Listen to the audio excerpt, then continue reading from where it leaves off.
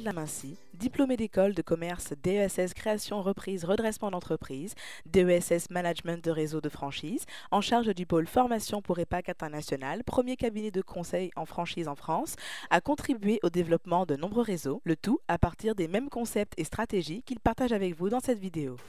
Chers franchiseurs, bonjour et bienvenue dans cette vidéo dans laquelle je souhaite partager avec vous les stratégies que nous utilisons en interne pour pouvoir, n'est-ce pas, maximiser le taux de conversion qu'on a sur les candidats des franchiseurs qui nous confient le développement de leur réseau.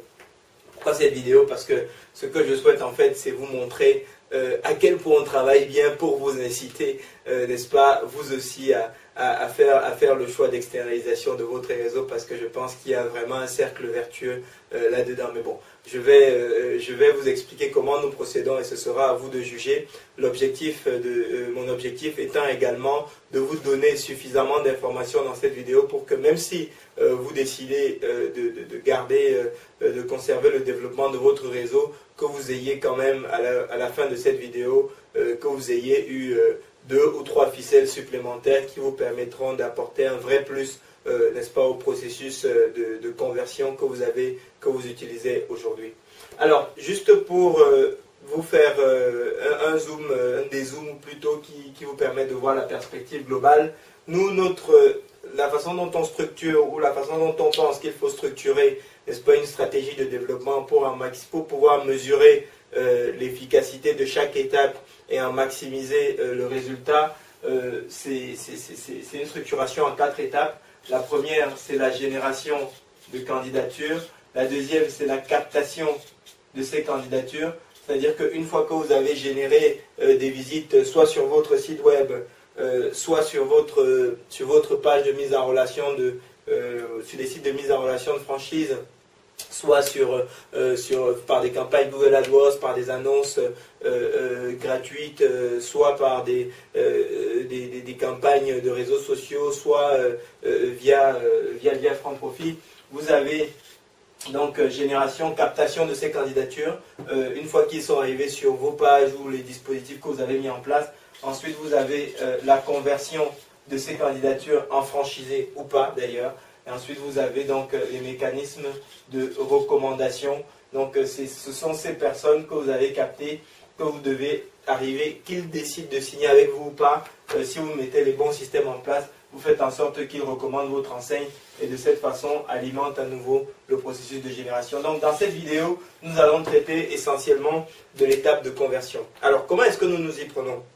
La première chose que nous recherchons lorsqu'on reçoit une candidature, c'est qu'on arrive à le classifier. Pourquoi? Parce que par la suite, ce qu'il faut savoir, c'est que les candidats franchisés arrivent à la franchise pour un tas de raisons différentes. Ce qui est important, c'est de comprendre les raisons pour lesquelles le candidat que vous avez en face de vous s'intéresse à votre concept, s'intéresse à la franchise, et par la suite, dans votre argumentation, dans tout ce que vous allez mettre en œuvre vis-à-vis de ce candidat, être cohérent et adresser, n'est-ce pas, les questions qu'il se pose, adresser les préoccupations qu'il peut avoir par rapport aux raisons pour lesquelles lui, il est venu à la franchise de façon, lui en tant que personne individuelle, est venu à la franchise en général et à votre franchise éventuellement en particulier.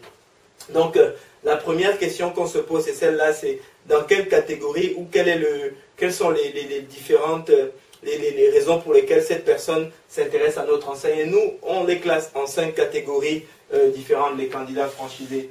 Les 5 catégories que nous avons, la première catégorie, c'est le salarié en reconversion. Alors, je ne sais pas, c'est probablement le plus répandu d'après les études. En tout cas, aujourd'hui, ça représente 76%, n'est-ce pas, des profils. Vous avez la deuxième typologie de candidat, c'est le créateur d'entreprise. Voilà, le créateur d'entreprise solo. Alors, je vais terminer d'abord sur le salarié en conversion.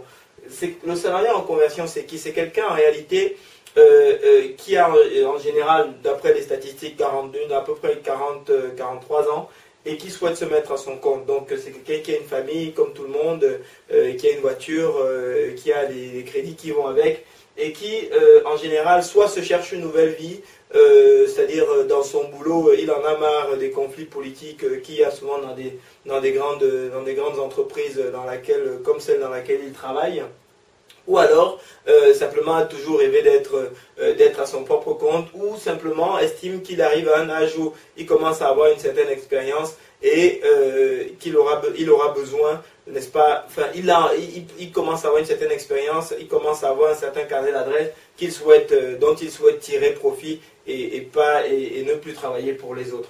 Donc voilà quel est son profil, et il faudra adresser ces questions de façon pertinente par la suite. En tout cas, on tâchera de le faire lorsque nous recevons un candidat qui appartient à cette catégorie.